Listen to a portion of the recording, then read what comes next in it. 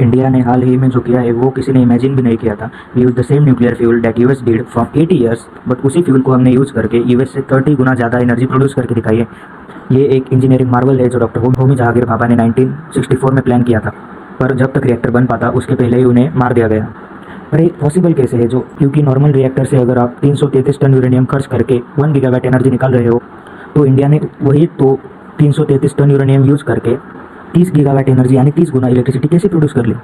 अब ऐसा तो नहीं है कि यूएस के दिमाग में, जापान के, कोरिया के, चाइना, रशिया के दिमाग में ये आइडियाज़ नहीं आए, उन्होंने भी ट्राई किया। यूएस ने लगभग 1,20,000 करोड़ खर्च किए, जापान ने 90,000 करोड़, यूनाइटेड किंगडम ने 70,000 करोड़ खर्च किए, बल्कि लेकिन हाथ में रिजल्ट ना आने के कारण प्रोग्राम को शट डाउन कर दिया। उससे अलग इंडिया ने सब्र से काम लिया और 5,700 करोड़ में, केवल 5,700 करोड़ में इस प्रोग्राम को सक्सेसफुल करके दिखाया। Understood basic of normal reactor. Normal nuclear reactor जो यूज़ होता है आजकल सभी जगह में, उसमें क्या होता है इसे समझिए। बेसिकली नॉर्मल रिएक्टर में क्या होता है, वहाँ पर यूरेनियम 238 यूज़ किया जाता है। यूरेनियम 238 एक नेचुरली ऑकरिंग सब्सटेंस है जो हमें नेचर में मिल जाता है, परंतु उसमें जो फिसाइल मटेरियल हो सकता है जिससे हम एनर्जी प्रोड्यूस कर सकते हैं, वो यूरेनियम 238 में उसकी जो मिलावट होती है यूरेनियम 235 की, वो नेचुरली ऑकरिंग यूरेनियम में केवल 12.7% होती है। इसलिए यूरेनियम 238 को एनरिच करके उसमें जो यूरेनियम 235 की मात्रा है वो 5% तक बढ़ाई जाती है, क्योंकि उसे न्यूक्लियर रिएक्टर में हम यूज़ कर सकें।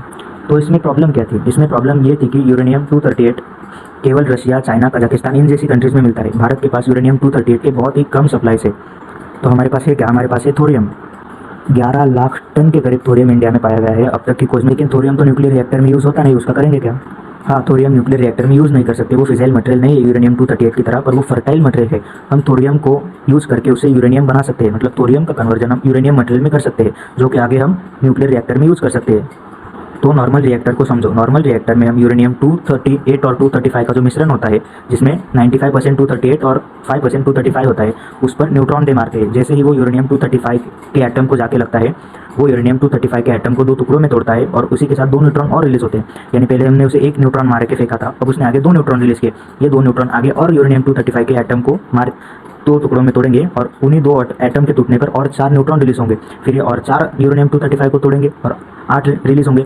जैसे 16, 32, 64, 128 ये चेन रिएक्शन चलता जाएगा जब तक कि यूरेनियम 235 सारे के सारे टूट नहीं जाते उसमें से। परंतु ये बहुत कम है। 333 टन यूरेनियम यूज़ करने के बाद भी हम केवल 1 गीगावाट एनर्जी प्रोड्यूस कर सकते हैं, जो कि मुश्किल से भारत के 2 जिलों को साल भर के लिए एनर्जी दे सकते हैं, उससे ज़्यादा नहीं।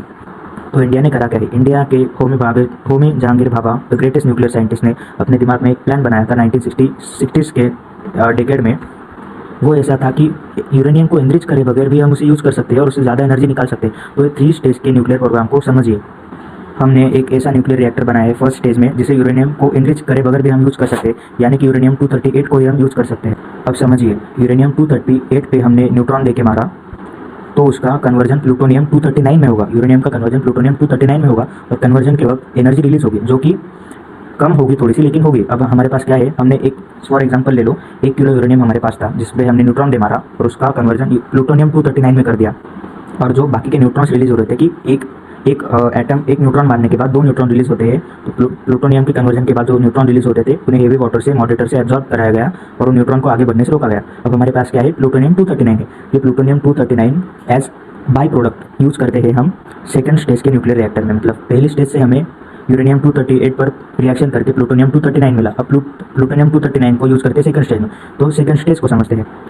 जिस यूरेनियम 238 को हमने फर्स्ट स्टेज में यूज़ किया था, उसमें केवल 0.07% यूरेनियम 235 था जो एनर्जी प्रोड्यूस करता है, और बाकी का 99.3% यूरेनियम 238 प्लूटोनियम 239 में कन्वर्ट हो गया, जो कि बहुत ज़्यादा प्लूटोनियम हमने यहाँ पर बना लिया है। अब आता है सेकंड स्टेज। सेकंड स्टेज में हम प्लूटोनियम 239 का फ्यूजन करते हैं, उस पर न्यूट्रॉन देके मारते हैं, परंतु प्लूटोनियम 239 को हम कोर में रखते हैं रिएक्टर के, और उसके आजू बाजू में थोरियम को ब्लैंकेट कर देते हैं। जो थोरियम 233 होता है वो इंडिया में बहुत मात्रा में पाया जाता है। अभी समझो, बीच में क्या है, प्लूटोनियम, और उसके आजू बाजू के सराउंडिंग में हमने क्या किया है, थोरियम। अब जब हम प्लूटोनियम पे न्यूट्रॉन दे मारेंगे प्लूटोनियम 239 पे, तो वो प्लूटोनियम और 2 न्यूट्रॉन रिलीज करेगा, और वो 2 न्यूट्रॉन में से एक अगला न्यूट्रॉन अगले प्लूटोनियम को जाके मारेगा। और बाकी, क्योंकि प्लूटोनियम इस रिएक्शन में, प्लूटोनियम 239 की रिएक्शन में हम मॉडरेटर यूज़ नहीं करते, हेवी वाटर यूज़ नहीं करते, तो वो न्यूट्रॉन बाहर जाते रहते हैं। और बाहर हमने क्या लगाया है, थोरियम 233 लगाया है, सॉरी थोरियम 232 लगाया है। अगर वो थोरियम 232 ने वो न्यूट्रॉन एब्जॉर्ब कर लिया तो वो क्या होगा, 232 + 1 वाई यूरेनियम, वो थोरियम 232 ने अगर वो एक न्यूट्रॉन एब्जॉर्ब कर लिया तो क्या होगा, 233। अभी 233 क्या है, ये फिर से यूरेनियम बन जाता है, यूरेनियम 233। जो कि अगेन एक फिसाइल मटेरियल है। यानी हमने स्टेप में क्या किया, प्लूटोनियम पर न्यूट्रॉन दे मारा, उसने प्लूटोनियम इस बार 3 न्यूट्रॉन छोड़ता है, एक न्यूट्रॉन अगले प्लूटोनियम को जाके मारेगा और बाकी के बचे 2 न्यूट्रॉन थोरियम में कन्वर्ट होंगे, थोरियम को जाके मारेंगे और थोरियम का यूरेनियम में कन्वर्जन करेंगे। इसका मतलब हमें यहाँ पर प्लूटोनियम से भी एनर्जी मिल गई और यूरेनियम भी बन गया हमारे पास, जो 233 है, जो कि अगेन ज़्यादा एनर्जी प्रोड्यूस कर सकता है यूरेनियम 238 से।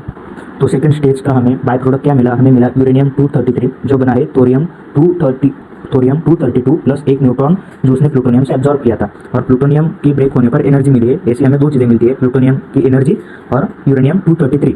और यूरेनियम 233 को हम थर्ड स्टेज के रिएक्टर में यूज़ करेंगे। फिर हम यूरेनियम 233 पे न्यूट्रॉन दे मारेंगे और वो उसका फिजन होगा, वो भी एनर्जी प्रोड्यूस करेगा, वो चेन रिएक्शन करेगा, हीट जनरेट करेगा। ये हुआ 3 स्टेज प्लान न्यूक्लियर रिएक्टर का। अभी हम इन तीनों स्टेजेस की एनर्जी को मिला दे तो नॉर्मल रिएक्टर जिसमें हम यूरेनियम 235 यूज़ करते थे उससे 30 गुना ज़्यादा एनर्जी इलेक्ट्रिसिटी हम एक्सट्रैक्ट कर चुके हैं इस रिएक्टर से। ये तो रिवोल्यूशनरी है, साउंड्स इम्पॉसिबल, बट नहीं, हमने करके दिखाया है। इंडियन साइंटिस्ट होमी जहांगीर भाभा का सपना आज पूरा हुआ है। आज इंडिया लगभग हर साल 2000 टन यूरेनियम यूज़ करके एनर्जी बनाता है और 2000 टन यूरेनियम यूज़ करके हम केवल 6 गीगावाट एनर्जी बना सकते हैं, जो हमारे टोटल एनर्जी प्रोडक्शन का केवल 2% है।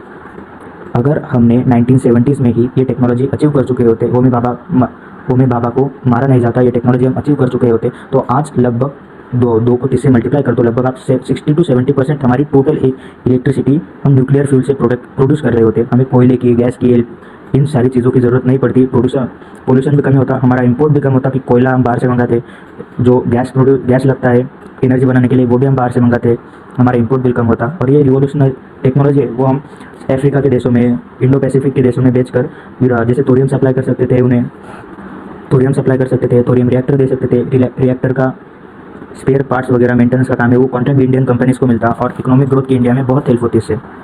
अगर ये प्लान इंडिया अचीव कर लेता तो यूएस जो आज पूरी दुनिया में न्यूक्लियर रिएक्टर की टेक्नोलॉजी बेच रहा है, उसकी टेक्नोलॉजी को कोई नहीं खरीदता उस वक्त, क्योंकि इंडिया ने उससे बेटर, उससे 30 गुना ज़्यादा न्यूक्लियर एनर्जी बनाई थी। और हाँ, यूएस जो न्यूक्लियर रिएक्टर बनाता है वो फटने के चांसेस होते हैं, परंतु इंडिया ने जो थोरियम रिएक्टर बनाया है वो फट ही नहीं सकता, वो ऑटोमेटिकली शट डाउन हो जाता है। अगर ज़्यादा एनर्जी प्रोड्यूस करने लगे तो ऑटोमेटिकली शट डाउन होगा, वो फट ही नहीं सकता। तो ये सेफ टेक्नोलॉजी के और लोग और देश ज़्यादा बढ़ते, यूएस का टोटल लॉस होता है इसमें। तो इंडिया को रोकना होगा, ये टेक्नोलॉजी बनाने से इंडिया को रोकना होगा। यूएस ने करा क्या, जिनका ये विजन था उन होमी जहांगीर भाभा को उन्होंने मरवा दिया, प्लेन में बॉम्ब रखकर होमी जहांगीर भाभा को मरवा दिया। इंडिया के इतने बड़े न्यूक्लियर साइंटिस्ट को मारा और इंडिया ने कुछ नहीं किया, ऐसा तो हो ही नहीं सकता। यदि ऐसा आपको लगता है तो आप गलत है। इंडिया के टॉप साइंटिस्ट को मारने के बाद भी हम हाथ पे हाथ रेकर बैठे थे। CIA का तब साउथ एशिया का क्लैंडस्टीन ऑपरेशंस का हेड रॉबर्ट ट्रम्बल क्रॉली, उसने अपनी बुक में एडमिट किया है कि हमने बोइंग 707 प्लेन के कार्गो में जो होमी भाभा को वियना ले जा रही थी उस फ्लाइट में बॉम्ब रख दिया और उस बॉम्ब को हमें जो एल्प्स माउंटेन थे वहाँ पर ब्लास्ट कर दिया और उसके साथ 117 सिविलियन की जाने गई। टोटल 117 लोग मरे थे उसमें। और जब रिपोर्टर में रॉबर्ट क्रॉली को ये पूछा कि होमी जहांगीर भाभा को आपने मारा था तो उनके साथ 117 और सिविलियन की जाने क्यों गई, तो रॉबर्ट क्रॉली ने उस वक्त कहा था रिपोर्टर से कि फर्क नहीं पड़ता था, हमें बस होमी भाभा को मारना था, इंडिया के न्यूक्लियर एम्बिशन को स्टॉप करना था, इसलिए हमने किया। अब ये खबर इंडिया में उस वक्त सबको पता थी कि लेकिन यूएस के खिलाफ एक्शन कौन लेता, यूएस तो सुपर पावर था, उसके खिलाफ कोई बोल नहीं सकता था उस वक्त। तो सब चुप बैठ गए और इस प्रोग्राम को किसी ने आगे नहीं बढ़ाया अंटिल 2004 तक। अक्टूबर 2004 को अटल बिहारी वाजपेयी जी ने इस प्रोग्राम को आगे ले जाने की मंजूरी दे दी। जो लोग अभी सोचते हैं कि यूएस हमारा इतना अच्छा दोस्त था, तो देखो यूएस किसी का दोस्त नहीं होता है, वो बस अपने इंटरेस्ट के पीछे भागता है, अपने इंटरेस्ट को प्रोटेक्ट करने के लिए वो कुछ भी कर सकता है।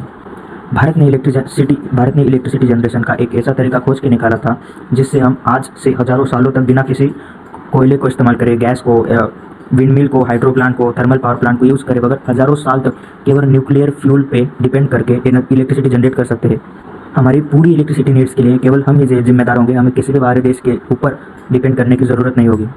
तो इतने बड़े साइंटिस्ट को मारकर यूएस ने अपना गोल अचीव तो कर लिया, लेकिन आज हमने फिर से चालू किया है न्यूक्लियर रिएक्टर का प्रोग्राम और आज हम सफल हो चुके हैं उस टेक्नोलॉजी को बनाने में। हाँ, ये टेक्नोलॉजी तो हमने बना ली, लेकिन इसका रिलेटेड इंफ्रास्ट्रक्चर खड़ा करने के लिए हमें बहुत पैसों की ज़रूरत लगेगी। 1-1.5 लाख करोड़ तो कहीं नहीं जाते पूरे भारत में इसका इंस्टॉलेशन करने के लिए। और ऐसा नहीं कि पैसा आपने लगा दिया तो इंस्टॉलेशन 2-4 साल में हो जाएगा।